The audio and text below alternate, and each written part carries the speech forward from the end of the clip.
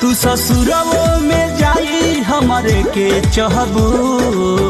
अच्छा कि भले बन जाइबू केहू के मेहर माल तू हमारे रहबू। कि भले बन हवे कोना बगान के नजर पे छा गइल, उ दिल के भाग गइल, दीवाना हमके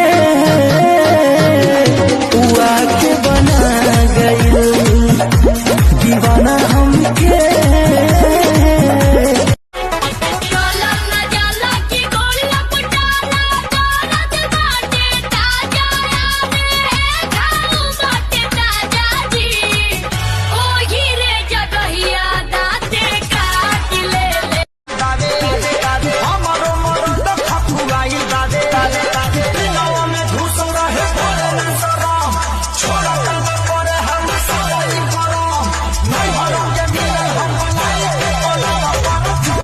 दिल लगी भूल जानी पड़ेगी, मोहब्बत की राहों में आकर तो देखो तुम्हें।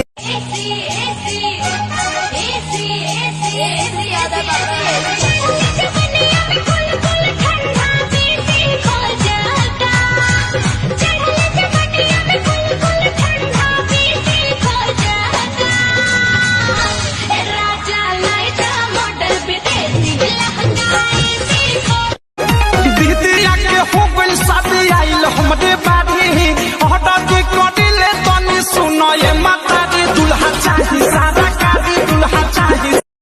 4 दिन के जिंदगी बा मजा खूबली हो, 4 दिन के जिंदगी बा मजा खूबली हो, रानी जब तक जी हो तू तो हमारे के दी हो, रानी जब तक जी हो तू तो हम।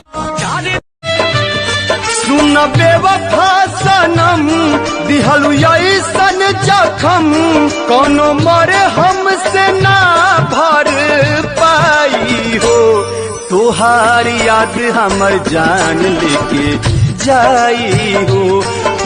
कि अखिया के अखिया से मिलते ही इजहार हो गई, कि अखिया के अखिया से मिलते ही इजहार हो गई।